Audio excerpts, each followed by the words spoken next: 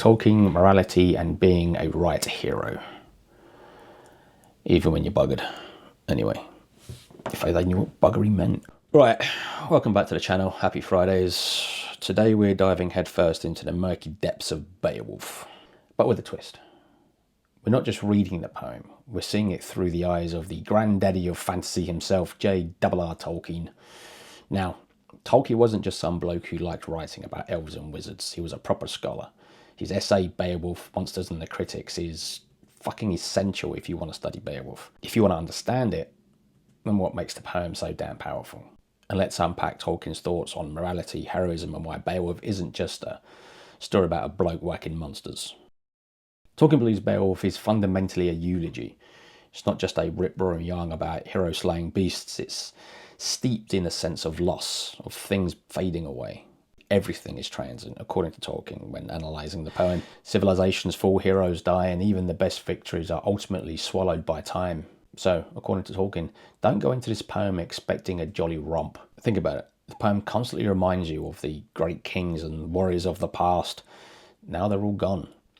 Obviously, it's in the past. This awareness of morality heightens Beowulf's heroism. Tolkien's saying it's not just about victories, it's about the futility of it all. Even Beowulf is not exempt from this. It's like you're watching a sunset. It's inevitable. It's beautiful, but it's inevitable. And you know it's going to get dark soon. That's the feeling Tolkien says Beowulf is going for. Here's where Tolkien gets interesting. He's talking about this northern theory of courage. It's not about chasing glory or being a show-off. It's about facing what must be faced, even if you know you're going to get your ass kicked. Beowulf's final battle with the dragon is a prime example. The old boy knows he's likely going to die, but he goes in anyway to protect his people. It's not about wanting to win, it's about duty. It's about doing the right thing, even when you're shitting yourself, because there's no courage without fear, right? That's a fundamentally different kind of heroism than you see in, say, Greek epics. Achilles wants glory. Beowulf just wants to do his job, and he's accepted that death is imminent.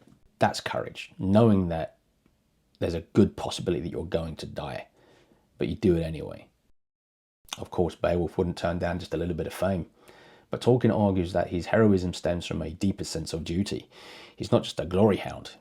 He fights for his people, for justice, to maintain order in the face of chaos that threatens to destroy it all. The fact that fame is fleeting only makes his actions more meaningful. It's about doing what's right now in the moment, because that's all you bloody well have. So why is all this important? Because Tolkien's understanding of Beowulf profoundly shaped his own writing. The sense of a fading past, the burden of duty, the courage to face inevitable darkness. These themes are everywhere in Lord of the Rings and The Hobbit. And frankly, the majority of his writing, these legendarium, Frodo, Aragorn, hell, even fucking Gandalf, they're all grappling with their own mortality, with the decline of their world. We're all facing a seemingly impossible task, knowing that even if they succeed, things will never be the same. The Riders of Rohan also reflect the nostalgia and eventual end. That's Tolkien channeling Beowulf. He'd learned from the best. Let's dig a little bit deeper into this. Tolkien's analysis isn't just some random interpretation. It's based on a close reading of the text, on his understanding of Anglo-Saxon culture and literature. He was, in fact, a scholar of Anglo-Saxon at Oxford University. He understood the nuance of the language because, frankly, he could fucking speak it, the historical context and the philosophical underpinnings of the poem. He wasn't just seeing a story, he was seeing a window into a different worldview, a world where courage and duty were paramount, even in the face of overwhelming odds. This is reflected in his own works. I mean, the guy practically lived and breathed this stuff. Of course, not everyone agrees with Tolkien's interpretation. Some critics argue that he overemphasizes the eulogic elements, that he downplays the heroic aspects of the poem. That's bullshit. They say it's a bit more complicated than a gloom and doom poem. That is kind of a point, but I don't think that's what Tolkien was actually going for. Beowulf is a complex poem, full of contradictions and ambiguities, but Tolkien's reading is so influential, so insightful, that it's impossible to ignore. Besides, I personally think he was right all along. We should enjoy it for the story elements of it, the story of Beowulf fighting monsters and dragons, but we should also enjoy it for its historical context and its historical significance. So, there you have it.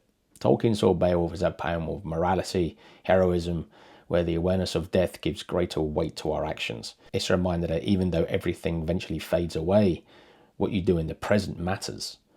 And that's a pretty powerful message, I reckon. Whether you agree with Tolkien or not, his essay is a must-read for anyone interested in Beowulf. It'll make you think about the poem in a whole new light. So I'd highly recommend it. It's called The Monsters and the Critics. There you go.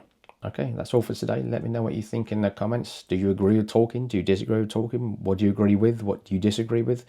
Is Beowulf a gloomy poem, or is there more to it? Anyway, happy Fridays. Don't forget to subscribe if you're not subscribed. Like the video if you like the video, and I'll see you next week. Yes, next week. Or Monday. I'm still thinking about that.